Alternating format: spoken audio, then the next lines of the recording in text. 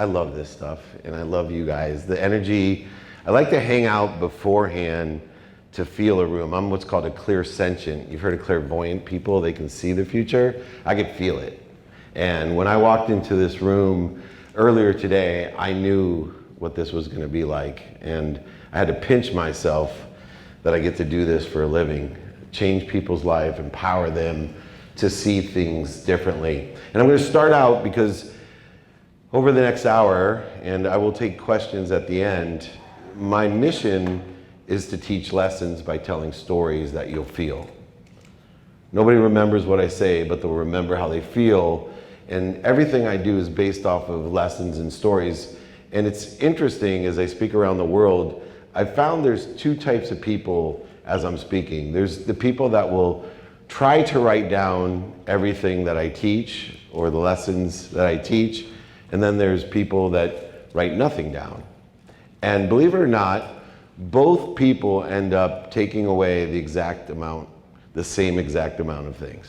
And I'm living proof of that because I was one of those people that wrote down everything in college and law school and business school, over $1 million of personal development classes, and from Tony Robbins to Bob Proctor to the biggest Jack Canfield, John Asseroff. I have literally, I think I'm paying rent for all of those notes that I have no access to.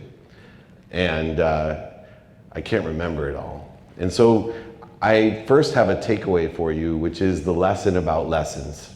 Pain, setbacks, failures, and mistakes indicate that you have a lesson to learn. Even success does as well.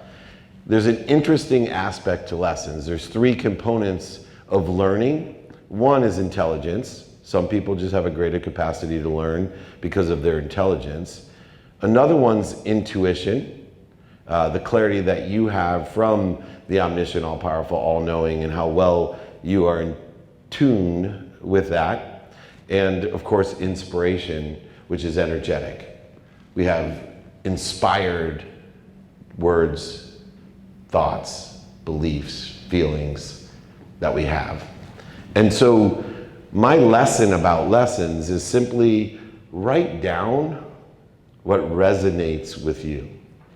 Only write down what your intelligence says, that makes sense, or your intuition says, hey, this is gonna be important someday. Because remember, intuition, inspiration, and intelligence have no real logic or time connected to it. And I see people all the time, they listen to a lesson and it resonates with them, and then they try to apply logic to it immediately. See, intuition, especially in inspiration, it is indicating, hey, pay attention.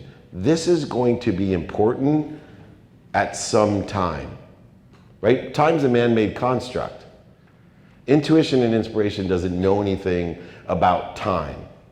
I see this, I have a beautiful studio. If you're ever in Las Vegas, come by, it's in the lobby of the Wynn. And I love to leave the studio and walk through the casino and see my previous self playing craps.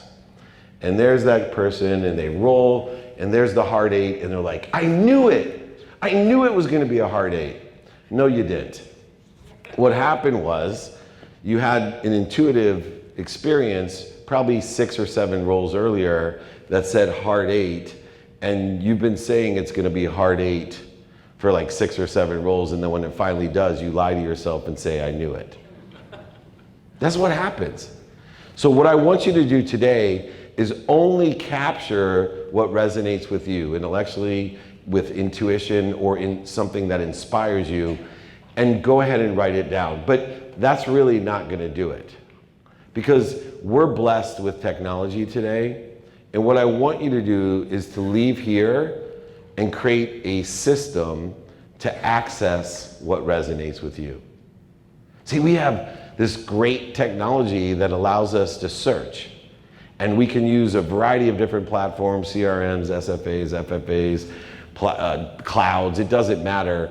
But get into the habit, especially because of AI, of capturing what resonates with you intellectually, intuitively, or inspirationally, and figure out a system to access it.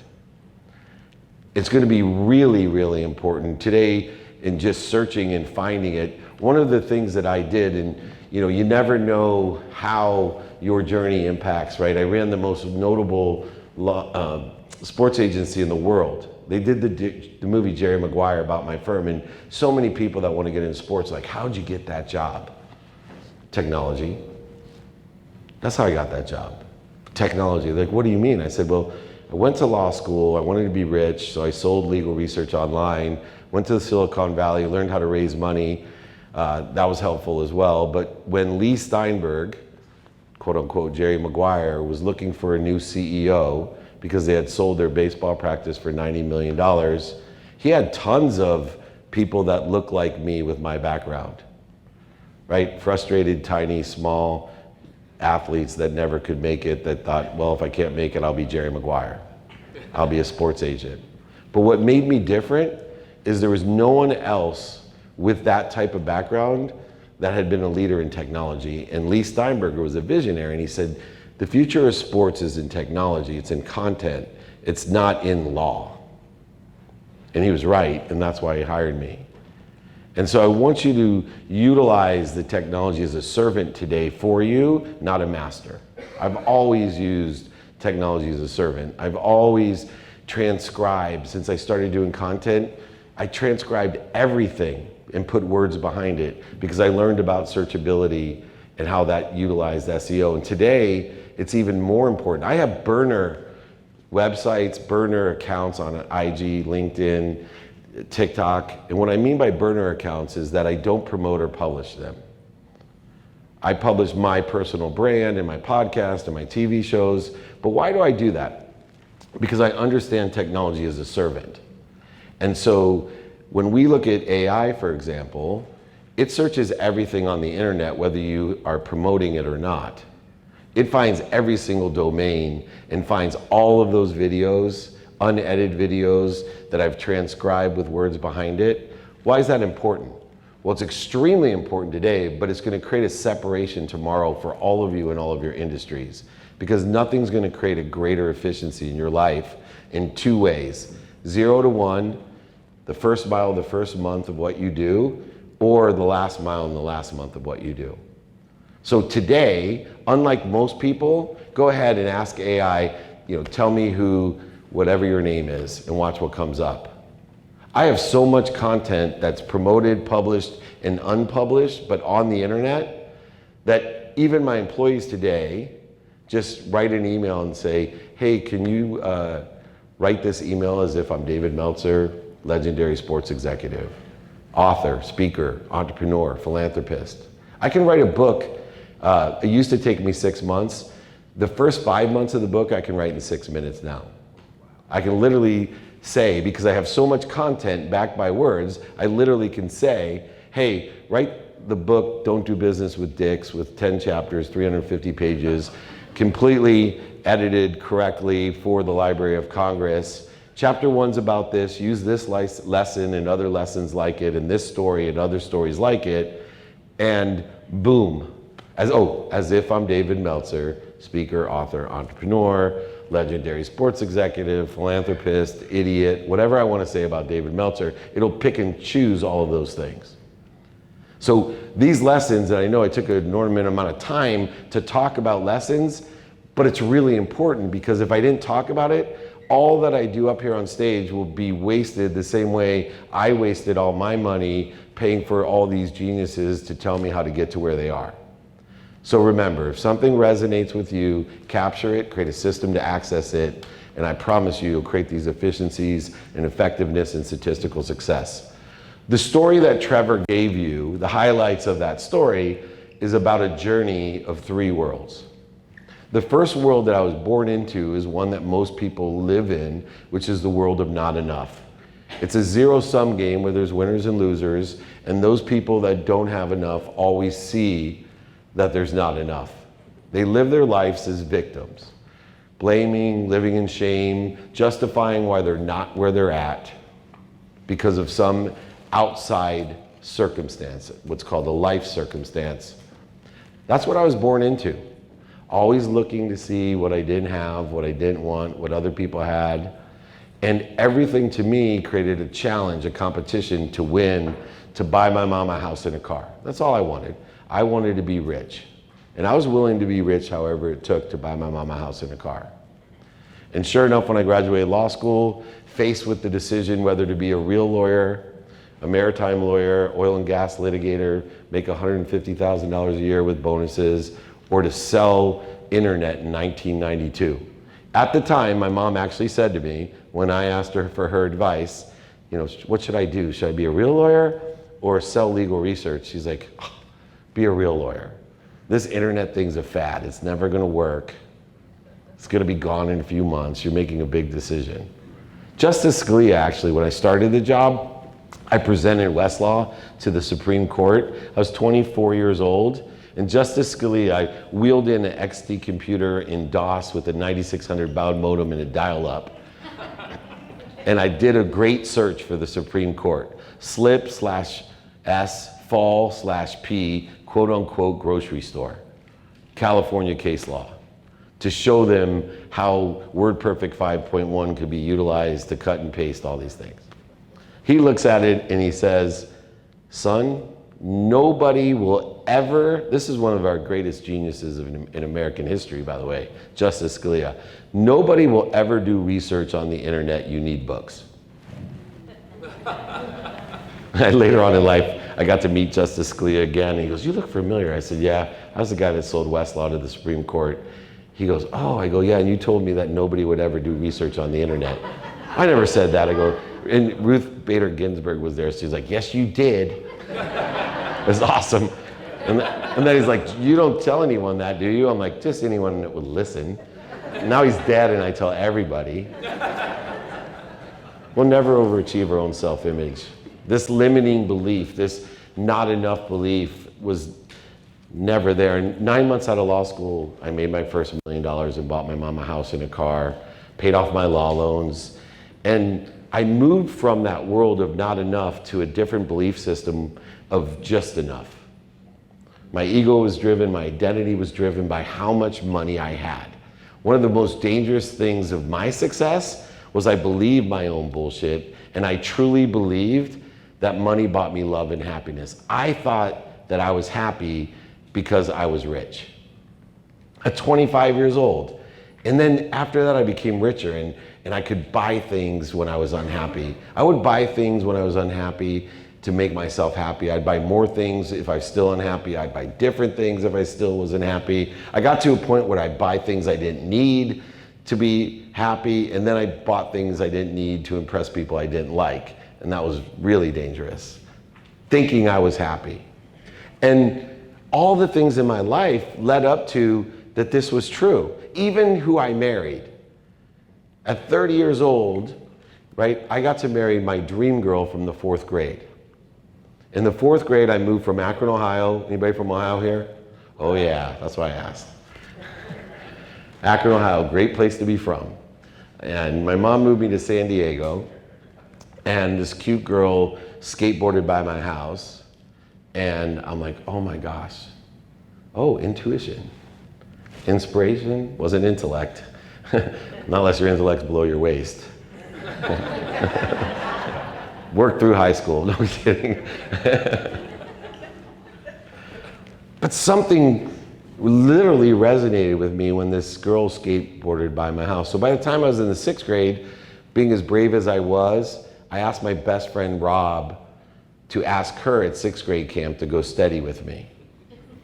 And she said, no, tell him to ask me himself. And he yells in front of all my friends, dude, she said no. So I was embarrassed, so I threw an egg at her when I got home. She lived up the street. And then I threw rocks at her the next year, told her, you know, why were your friends prettier than you? And still to this day, I've been married 25 years to her. She doesn't believe I was in love with her. Like what else would prove that you're 12 years old and in love doing those kind of things? But so she hated me through junior high school, in high school, and college. Her cousin was my best friend. I'd always like, dude, I want to ask her out. He's like, stay away from her. She hates you. Rightfully so. But even the girl I married, right? I ended up someone pushed her into me, and in Mexico, of all places, when I was 26 years old, and by the time I was 30, I'm married to my dream girl. In my mind, and she hates when I say this, at that time, I thought it was the money. I figured, come on, I'm not better looking than I was before. Like, why all of a sudden does my dream girl want to marry me? It must be money buys love and money buys happiness. And so at 30 years old, I was a multimillionaire running Samsung's phone division at the time, the world's first convergence device in 1999. Convergence devices are smartphones. It was a Windows CE device. And I literally believed in a world of just enough for me. I gave to receive. I gave millions of dollars to charity, but there was always a quid pro quo. I wanted recognition. Right? I was like Larry David, if you ever saw that episode, right? If I knew I could give anonymously and they still knew it was me, that's what I would do. Everything was a trade and negotiation. I lived in this world all the time of zero sum. There was always a winner and a loser, and therefore it was okay for me to lie, manipulate, cheat, oversell, back end sell, do all the things that I did to win with economic gain.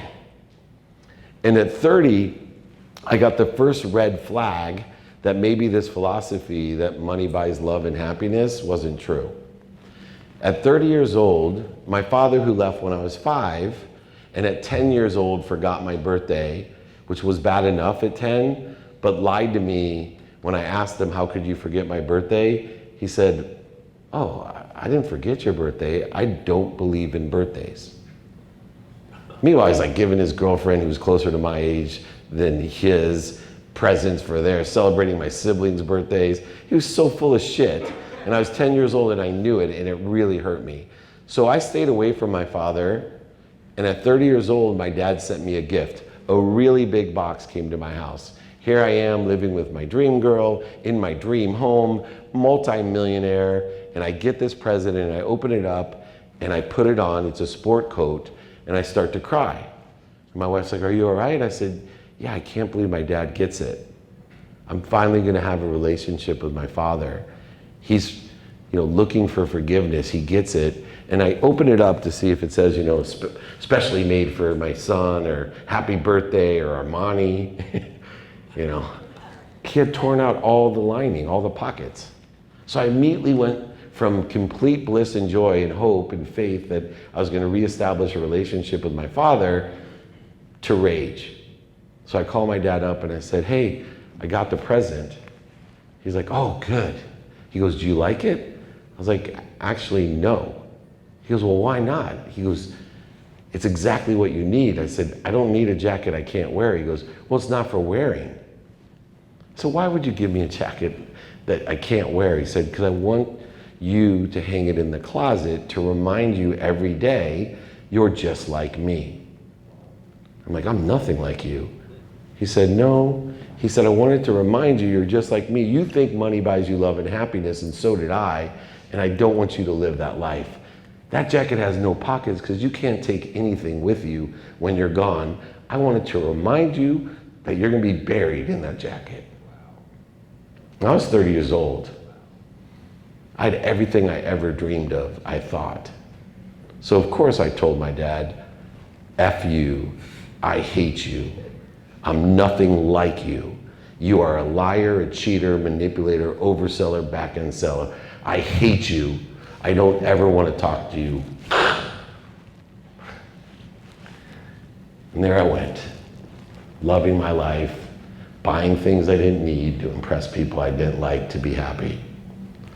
6 years later, I'm running Lee Steinberg Sports and Entertainment. So now not only am I worth over $100 million, making a ton of money, but I have access to things that billionaires couldn't afford. Sidelines at Super Bowl. We represented Lennox Lewis, Evander Holyfield, Warren Moon, Troy Aikman, Steve Young. I could go anywhere, anytime, Oscars, Grammys, anything I wanted. And my best friend, Rob, was still there with me.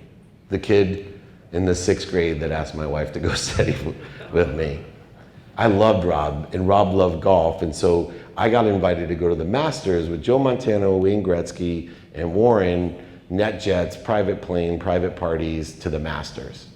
So of course, I could bring a friend. I invited my best friend, Rob. So I go to Rob, I'm super excited to be able to do this for him. And I'm like, Rob, we get to go to the Masters, Wayne Gretzky, Warren Moon, come, private jet, come with me. And literally, Rob being Rob said, no. It's like, no, dude, I'm paying for it all. He goes, oh, I know you are. But no. I said, well, why don't you come? He's like, because I don't like what you're doing and who you're hanging out with. And I looked at him like, come on, man, I'm not doing what those other guys are doing. And he sternly looked at me, 6'4", oldest friend in the world, and said, Dave, you can lie to me. Sorry, I get choked up. But don't lie to yourself. Best friend since 4th grade. Sorry. And I looked at him and I said, F you. You ungrateful person. How dare you talk to me that way? I'm trying to be nice to you. F you. And I walked away. 2 weeks later, my life would change forever. 2 weeks later, I got invited to go to the Grammy Awards with a good friend of mine, a client named Little John. He's a rapper. You may have heard of him. And so I really wanted to go. I now, 6 years later, I have 3 daughters under 8 years old, gorgeous, healthy, beautiful daughters, beautiful wife, dream home. I think I had 33 homes at the time in San Diego alone. You can imagine what the one I lived in looked like. And I went to my wife and I said, hey, I'm going to the Grammy Awards with John. She said, I really don't think you should. Like, what do you mean? She said, well, Dave, you're not paying attention to what your work is anymore. You're not paying attention to your family, and you're partying way too much. And I'm worried about you. You don't need to be around that shit anymore. So I lied to her, told her I had a business meeting, ended up going to the Grammy Awards, coming home at 5:30 in the morning, out of my mind, and walking up at 5:30 in the morning. We had this huge courtyard, 6-car garage, glasses, and I see the silhouette of that 5-foot gorgeous wife of mine waiting for me. And I opened the door and she said to me, I'm not happy. I'm leaving. Huh? I'm not happy. I'm leaving. And you better take stock in who you were and what you want to become, or you're going to die. At 5:30 in the morning, I had the same response I had to my dad and my best friend. Who the F do you think you're talking to? I remember, look around you. Who do you think made all of this happen? When I started dating you, you were living on a couch in Pacific Beach for $50. Now look at us. And you're gonna talk to me that way? F you. You wanna leave? Get the out of my house. And I went to bed. Woke up even more hateful. I hated everyone. I hated my mom, I hated my dad, I hated my best friend Rob, and I hated my wife. And I sat there thinking, how am I gonna take their joy? I'm gonna take all their money, because money buys love and happiness. I'm gonna take it all. And as I'm sitting there thinking, I went to law school, who's the most ferocious lawyer that I know? Who's gonna get me the most money? Who's gonna get me my kids? I'm gonna show all of them, how wrong they are. I looked over, and there it was in my closet. I hadn't seen it in years. That goddamn jacket. I looked at the jacket and I thought to myself, broke down crying. Man, I don't hate my mom, and I don't hate my dad, don't hate my best friend, and I certainly don't hate my wife. I hated myself. I had everything, not only that I dreamed of and more, but everybody else was dreaming of that grew up with me, that knew me. Everybody was dreaming about what I had. And I hated myself because I was a liar, a cheater, a manipulator, overseller, and a back-end seller, just like my dad. And I sat there and I thought, who was I? And that's where those 4 values came from. I sat there all day thinking about, if I'm gonna take stock in myself, My mom made me say thank you before I went to bed and when I woke up every single day. If I came downstairs without an attitude of gratitude, she'd make me go back up to my room. I hadn't said thank you in years.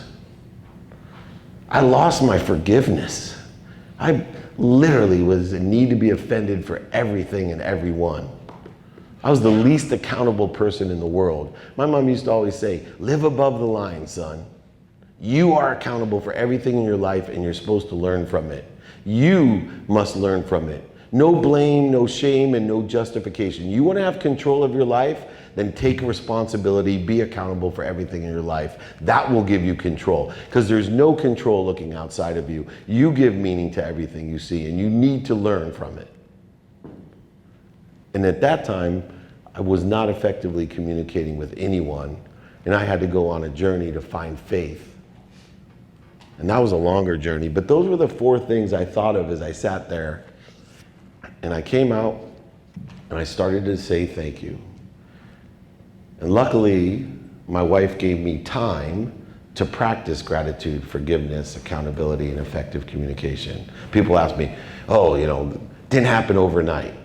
There's plenty of nights where she's like, I'm effing leaving. Right? It takes time. And the reason it takes time is that energy has 3 characteristics, and behavior is one of the most ignored energies we have. Money, second most ignored. They're all energies. Energy has 3 characteristics.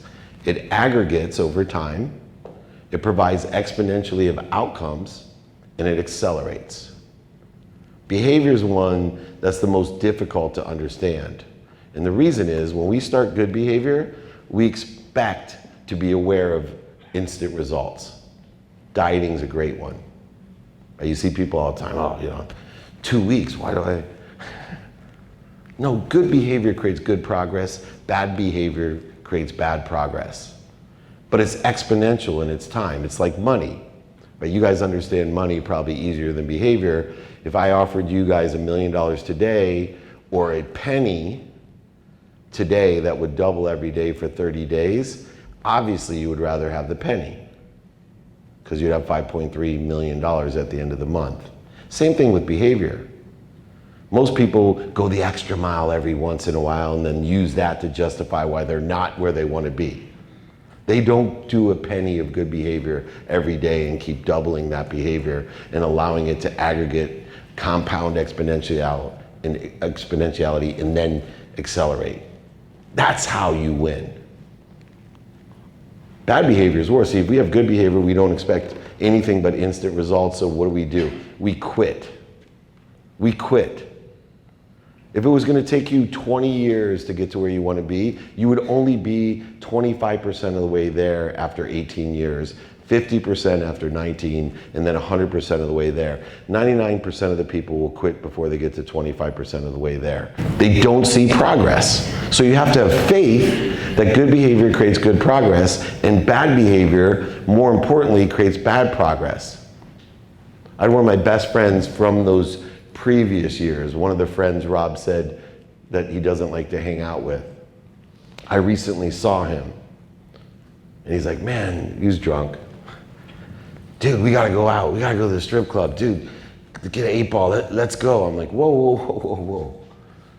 Dude, you gotta slow down. This stuff's gonna catch up with you. It's been 20 years since I've done any of that stuff. Oh, look at me. I'm in better shape than you are. I'm like, no, you're skinnier than I am. Let's go jogging. We'll see who's in better shape. Come shadow me in one day. Let's see what kind of shape you're in. 2 weeks ago, that same friend who was in better shape than me, drinking and using drugs since our 20s, didn't wake up. When I saw him, he was probably 19 years into bad behavior, but he was only halfway there, and all it took was another bit of time to put him at 100% of the way there. Be very conscious of your behaviors, and that's why I teach daily practices. I have worked over the 17 years to develop daily practices that will allow all of you to aggregate, compound exponentially, and accelerate what you want or better in your lives. It's that simple. Not what I want, not what your moms want, not what you're missing, not what you don't have, but what you want. You'll attract more of what you want, you'll have exponentially get outcomes, and it will accelerate simply by having daily practices and understanding what they are. And the main lesson of what I want you to teach is you have to have values first, though. See, gratitude will give you perspective in the daily practices. It'll allow you to find the light, the love, and the lessons in everything, especially that resonates with you. Any person, any place, any circumstance, and that gratitude provides me faith. I was out there doing Q&A, and I talked about my faith. And I challenge all of you to help me with this, because I don't care what religion we are, spirituality you believe in, philosophies that you've read, or theories that you practice. I have a belief. My faith is that there's something bigger than me, an omniscient, all-powerful, all-knowing, that loves me more than my mom.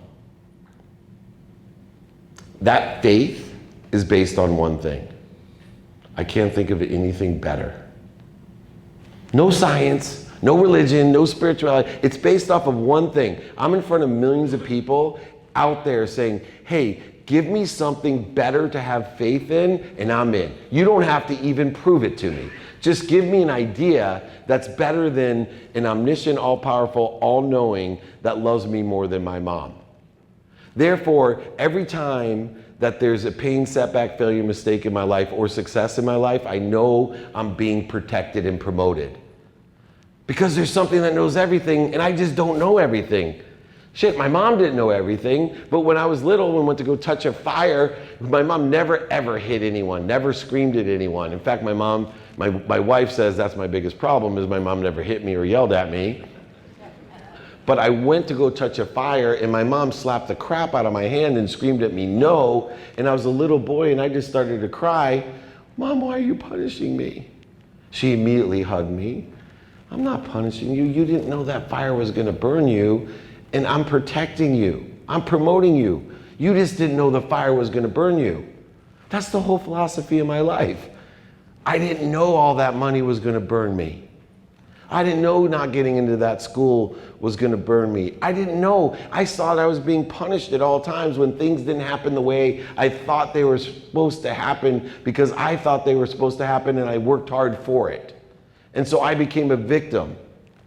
But the minute I have faith based off of nothing other than it's the best thing I can think to have faith in, I'm going to say that again. My faith is based off of something that is based or proven off of nothing, but I can't think of anything better to have faith in. An omniscient, all-powerful, all-knowing, a unified, abundant, infinite system of thought that is always protecting and promoting me.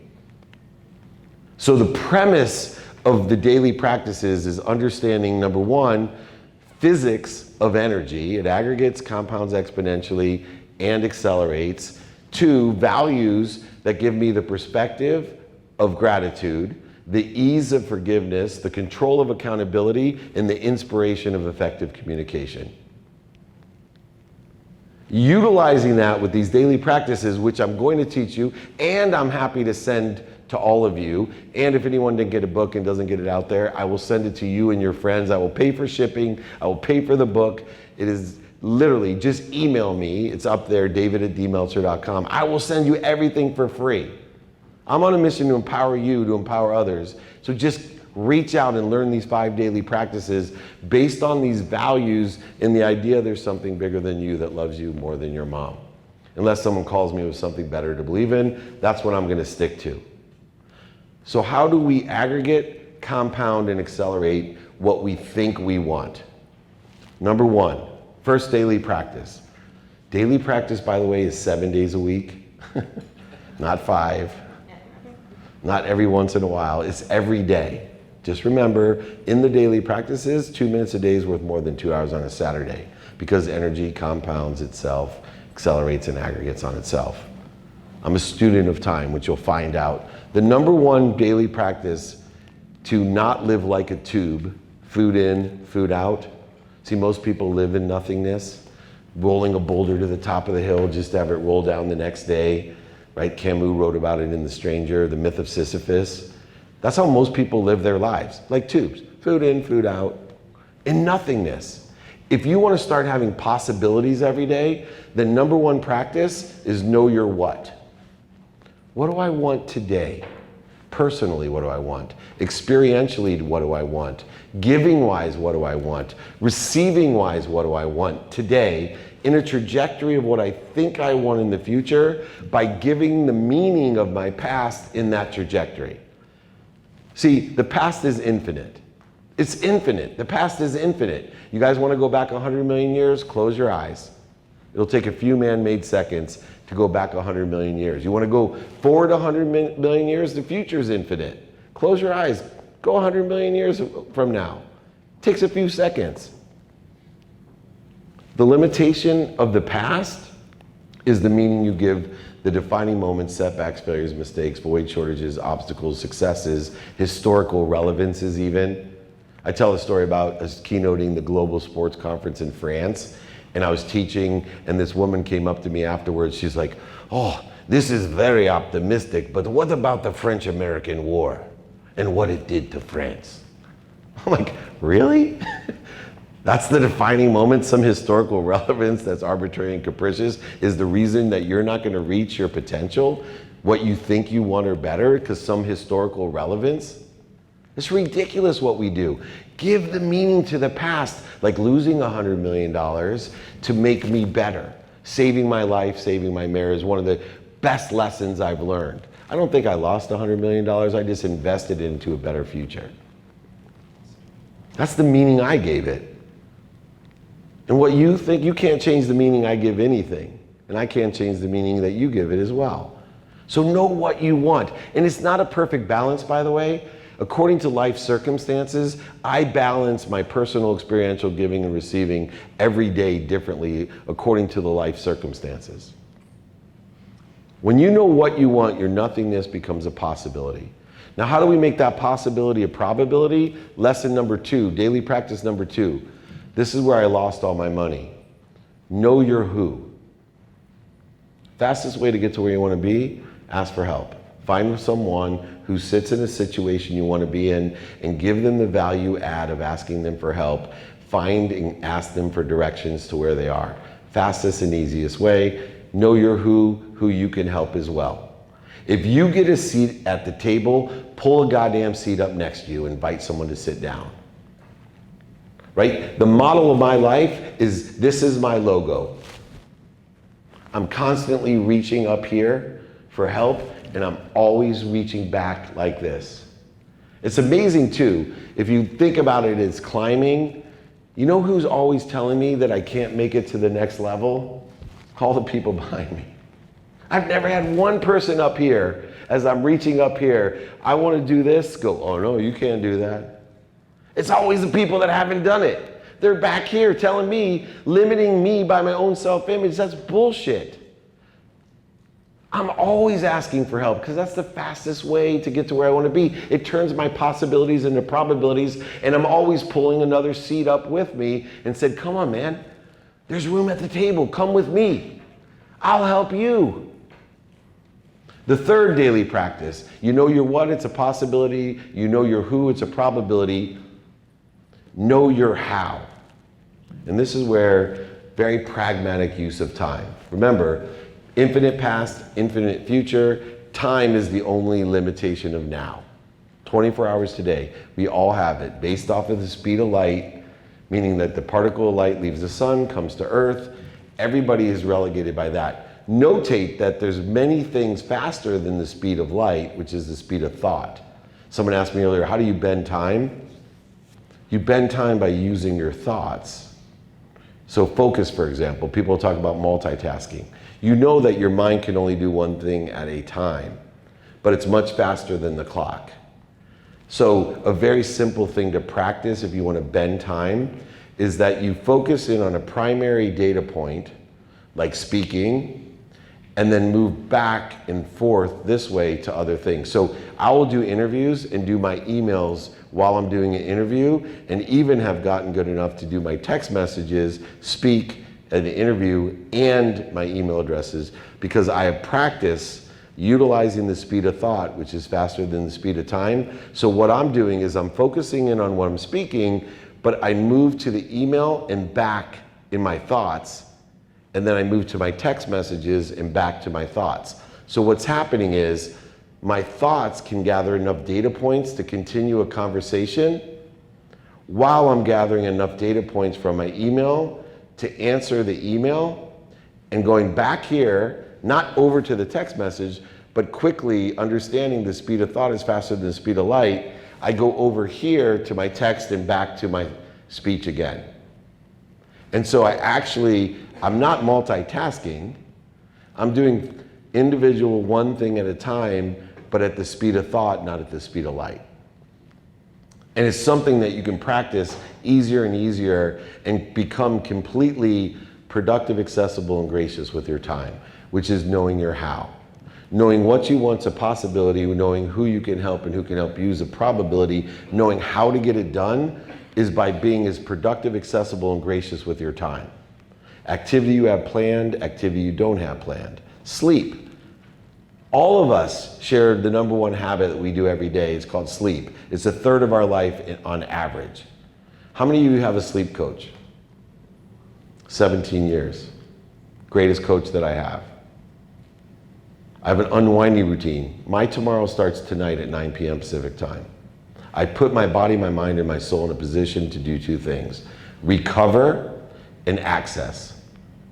Recover and access. I'm accessing, devoid of my ego, information to utilize at a higher plateau tomorrow. I'm not going to live the life of a tube, the myth of Sisyphus. And in order to figure this out, I found someone, a Dr. Meeta Singh, who's the sleep coach for the MLB and the NFL, to give me directions on how I can live a third of my life better than most people. A third of my life in recovery and access. Activity I get paid for, activity I don't get paid for. I'm productive, providing value, accessible to other people to provide value, and accessing what I want, receiving, and gracious, constantly on a journey to learn, finding the light, the love, and the lessons in all the activities during the day. Taking my probability to my perspective. You are participating in your perspective. You are participating in your perspective. That's all it is. What participation do you want? You give meaning to everything you see. You can't find outside of you what you can't see inside of you. You are only limited by your own self-image. You will never overachieve your self-image. I promise you. Know your what, your who, and your how. You'll know what's important to you. You will have a possibility to probability perspective. How do we make it reality? Well, know your now. How do we know our now? Do it now. 100% of the things you do now get done. Interesting thing about doing your now and knowing your next is it just shows that you're prioritizing your activities. You can't prioritize your activities unless you know what's important to you by knowing your what, your who, and your how. 100% of the things you do now get done. Instant statistical success and efficiencies in your life by knowing your now and knowing your next. Prioritization is the antidote to the two biggest problems, especially in business. Two biggest problems that I see post-COVID. Procrastination, impossible to procrastinate if you know your now. And feeling overwhelmed. Impossible to feel overwhelmed if you know what to do now and know what to do next, if you know what's important to you. It also allows you to re-engineer your day, which is why I study the activity I planned and don't have planned, because if something, God laughs at me with my well-developed plan. So I have something like a flat tire or a screaming 21-year-old whose boyfriend broke up with her. I now know what's important to me, and I go ahead and reprioritize activity that maybe I was getting paid for into the activity I didn't have planned, and replace the activity I don't get paid for into my planned time. But it doesn't happen unless I know how to prioritize what's important to me. Knowing my non-negotiables, number one of health.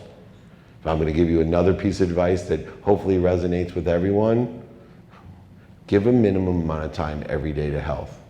I have a minimum of 1 hour a day on my health. If you're healthy, you get as many wishes as you want. If you're unhealthy, you only have one wish. Think about that when you're talking about manifesting what you want, limiting your own self-image. I put family second, give time to my family, minimum of 30 minutes to my wife every day, minimum of 30 minutes to my 13-year-old son, minimum of 2 minutes a day to each of my daughters, minimum. I asked for 5, they gave me 2. 2 minutes a day is worth 2 hours on a Saturday. Another great piece of advice, and this is for Cindy especially, my mom. I spend a minimum of 1 minute a day, minimum, with my mom. And I literally tell her 4 things every day. It has healed all the guilt, all the expectations, the doctor, the lawyer, failure comments, all the things that bug us, driving down to San Diego to fix a screen door. All I have to do every day is tell my mom the 4 things she wants to know. 1, I call her and tell her I'm happy. 2, I say I'm healthy. 3, I tell her I love her. And 4, I tell her I appreciate her. Every single day. Minimum of 1 minute a day. Doesn't matter where I am. I let her know the 4 things she wants to know. The only thing she cares about. Though moms will make up shit that they care about just to find out if you're happy, healthy, appreciate, and love them. They'll make up all kinds of things that take a whole bunch more time. So you might as well save yourself some time and let your mom know every day that you're happy, healthy, you love them, and appreciate them. I use time to effectuate the aggregation, the compounding of exponentiality of the outcomes that I think I want by giving the meaning or finding the lessons in the defining moments, setbacks, failures, mistakes, void, shortages, obstacles, setbacks, historical relevances, successes of my life. And then the fifth daily practice. If you know your what, your who, and your how, you know what's important. It's a possibility, probability, and perspective. You make it your reality by doing it now and knowing what to do next. And then the most powerful part is knowing and applying your why. The 5th daily practice. Most people live their lives wanting more. They live in a zero-sum game, a just enough and not enough world, so there's always more. More happiness, more health, more wealth, more worthiness. I want you to shift the paradigm in your life.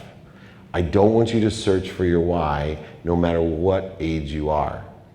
I want you to have faith like me. Unless you can come up with something better to believe in, you don't have to prove it, just let me know what it is. Believe that there's more than enough for everyone.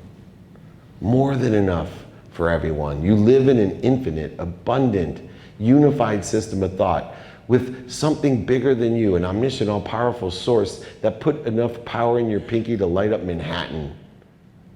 So instead of searching for your why, searching for more, tell yourself, I am.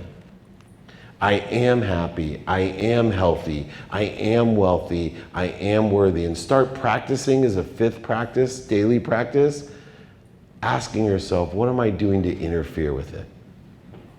Your whole life will change. You will live in a world of more than enough. You'll have so much faith and so much power and perspective and control of your life, living at ease in the flow, realizing that I just have to practice figuring out what I'm doing to interfere with it. So we now get into the practice of applying our why by identifying interference, F-E-A-R. See, there's only 2 interferences between you and your source.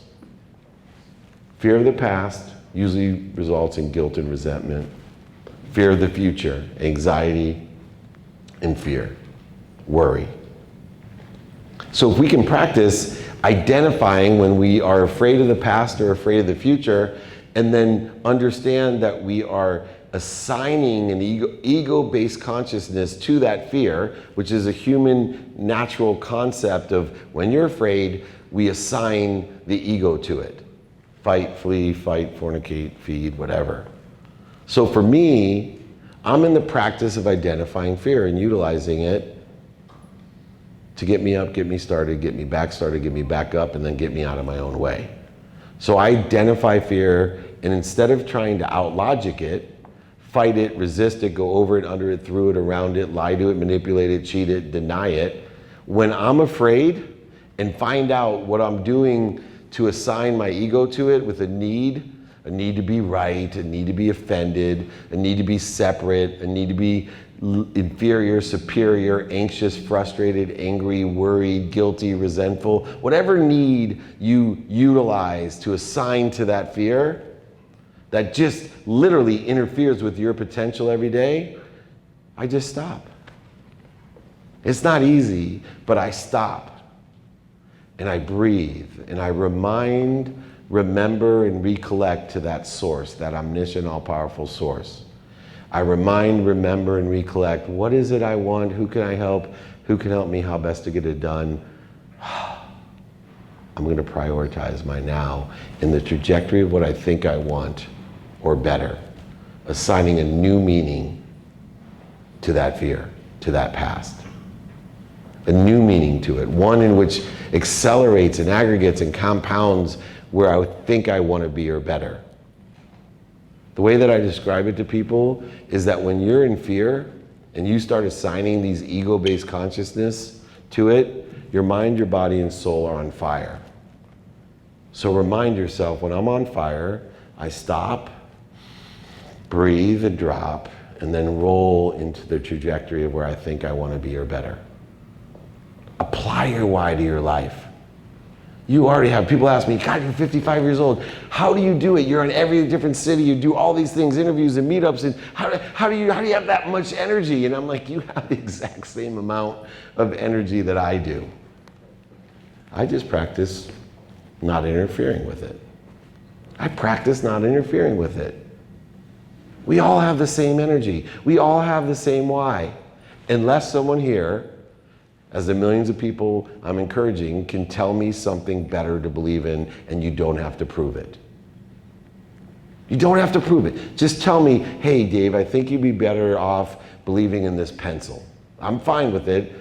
I'm not agreeing with you, but if you can come up with something to believe in better than something that's omniscient, all-powerful, all-knowing, a unified, infinite system of thought that loves you more than your mom, that protects you and promotes you at all times, even though you're ignorant to it, please help me. What I'm asking you is to live your life with values. Live your life with gratitude. Give yourself a perspective of light, love, and lessons in everything. Forgive yourself so you can forgive others. Live your life at ease, not dis-ease.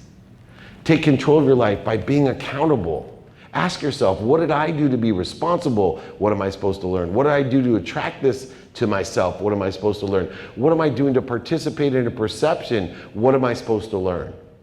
And then finally, effectively communicate, not just with others and see how we're interfering with our relationships with others, but how we're interfering with our why, our source. And then know your what you want today in a trajectory of what you think you want, giving meaning to the past. Know who you can help, who can help you, how best to get it done, to be productive, accessible, and gracious. Know your now and know your next. Give the antidote to all of that negativity of procrastination and feeling overwhelmed, and live your life in your why. Just spend minutes and moments interfering with it.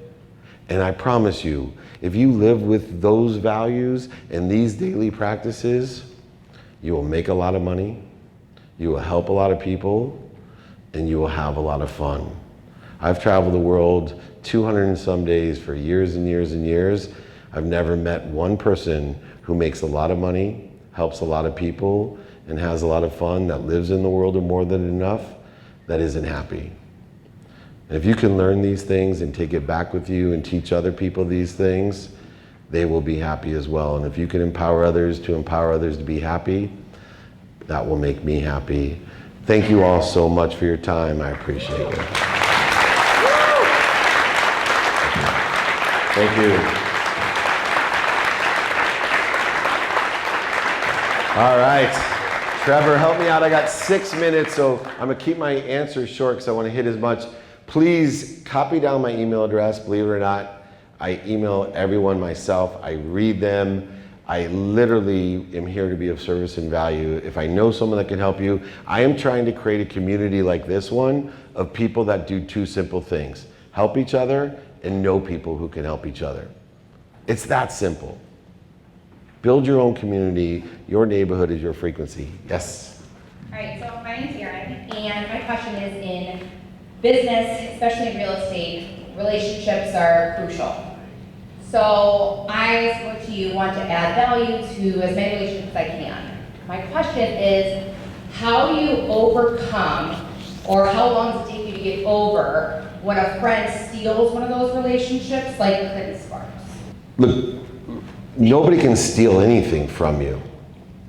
Right? This is where the mindset comes in of more than enough. If you don't understand, number one, appreciation, I appreciate everything I had. I add value to it, but I want to acknowledge everything I have. Meaning, remember, gratitude is my perspective. I'm looking for the light, the love, and the lessons in everything and everyone in all of my life circumstances. So when someone steals from me, cheats on me, manipulates me, or I give it away, I receive the second of 3 steps of flow. I appreciate what I have, but appreciation means nothing with acquiring the knowledge of it. The only way you can acquire the knowledge of what you have is to not have it anymore. So yes, we're taught to give things away. That's one way of not having it. But when things are stolen from me, manipulated, cheated from me, or I lose them, I still got acknowledgement because I live my life in gratitude. I know I'm being protected and promoted. If somebody steals a friend or cheats, or that, you have no power in that, right? That's their problem. See, the difference is we are expanding and growing, accelerating, aggregating. And so when we appreciate, we grow. When we acknowledge, we empty that growth space, but we have to ask for more. So if there's a relationship that you feel as if someone stole from you, you now have acknowledged that relationship. You knew what that relationship holds with the light, the love, and the lessons in that relationship. Now we have to refill our bigger vessel by asking for more. I talked about earlier outside with the people that were there, one of the things that drives me nuts about teachers, healthcare people, first responders, our military, is that they believe the more they give, the more they'll get, but they don't ask for more. And you can't give more with less. You can't give, so they're afraid to ask. They're afraid, and they're the people that should be receiving more than anyone because they're good people. And they end up not having. So think to yourself, I'm gonna add value today and ask people for help. Ask them for more. And if a relationship goes bad, I just received acknowledgement. And I have a bigger vessel to find someone better to be my best friend, my business partner, my intimate partner, whoever or whatever it is. Appreciate, acknowledge, ask for more. You cannot give more with less. Next question. Hopefully I have time for 2 more. Nobody? I'll leave. Okay. They're all questioned out, Dave. The guy with the best smile again. You know, we live in a world where we have all these social media influencers, and I think of you know, a guy like me that's very driven and that I want to reach my potential. So I resonated with that pursuit of your potential. You see, let's say, I'll give you an example. You see a guy like Grant Cardone, right? He's preaching, you know, he wants to keep growing, making more money, and then I look at that stuff, and I look at a lot of guys, and I think, man, I want to see if I can become that person, right? But then I look at a guy like you, and I'm like, wow, this guy had everything, you know, in terms of wealth, and then he lost it, and then now he, you know, you were able to acquire it again, and I wonder, what would you say is the true meaning of, like, we're trying to go for $1 billion and handling, like, I think I can become a billionaire.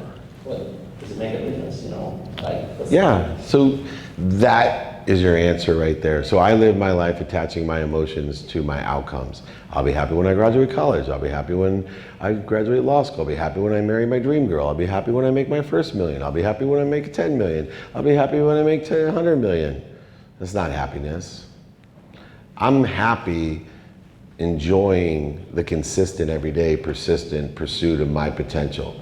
I tell people all the time, talk about not limiting yourself. My mission in life is to empower over 1 billion people on earth to make a lot of money, help a lot of people, and have a lot of fun, to be happy. More than 1 billion people. Why would I limit myself? So I want you to make, see, Grant will give you numbers and 10x this and whatever, and I love Grant, but I just want you to pursue your potential. You know, I met Chris Gardner for breakfast this morning from Pursuit of Happiness, and he's like, what are you gonna talk about? I'm like, pursuing your potential. And I go, the difference is I don't believe that there is a pursuit of happiness. I think happiness is the pursuit. Happiness is the pursuit. And so if you want to make a lot of money, then make as much money as you can, as fast as you can. Don't put a number to it. See, I'm going to leave you with this as we're running out of time. I learned this being a sports agent, and it applies to everyone's life. Your basement is your skills and your knowledge. Your essence is your skills, your knowledge, and your desire. That's your essence. That's your fingerprint on life. That's your frequency. And so, determined upon two things, what you think you want and what you love, just naturally, inherently in your quantum being. So for example, if I love basketball, I have a very low basement with skills and knowledge. But if I loved it so much and I wanted to make that my pursuit, then what I'm most concerned about is my delta, my desire. Skills and knowledge are your basement, delta is your desire. So I could practice harder than LeBron James, which I was born in the same hospital as him and Steph Curry, by the way. So I thought I was going to be David Stern's replacement. But think about it. If I loved basketball so much, I would be okay playing basketball every single day to be the best that I could be, but I never will be even close to LeBron James' basement. And so in life, I think it's important to be pragmatic in life circumstances and say, my skills and knowledge are aligned with this, and I have that delta. That's why LeBron James, Kobe Bryant, Magic Johnson are amazing, because they have really high basements. I will tell you, in football, we represented Troy Aikman, Steve Young, Warren Moon, but Lee will tell you that Jeff George and Ryan Leaf had higher basements than all three of those quarterbacks, but they didn't have the delta. Nobody has the delta of Warren Moon.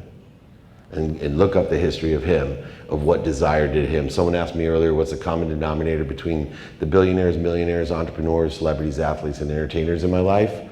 They have a desire that they must be what they can be, and they picked journeys that are aligned with a high basement. It's okay if you don't pick a journey that's aligned with your high basement. That's your life. I'm more interested in, can I bring out the best in you to have the biggest delta for what you want, not what other people want, not what you're missing, not what you don't have. So if I wanted to be the best basketball player in the world, then God damn it, that's fine with me, but I better have the biggest delta. That's what's important. That's what will allow you to live a life fulfilled, passionate, purposeful. And believe it or not, I believe somehow the money would come to me because of the delta, not because of the basement. I want you to live to your delta. Have a desire that you must be what you can be every day. Understand your values. This life is amazing, if that's the meaning you want to give it. Or it's going to suck shit, if that's the meaning that you want to give it. Live in a world of more than enough of everything for everyone. Please, I'm putting myself out there. If I sit in a situation that you want to be in, then ask me for directions. And if it's not me, ask me if I know anyone that can help you to give you those directions. And please, when you get a seat at the table, pull up another seat for somebody else. God bless all of you. I look forward to talking with you. Thank you so much.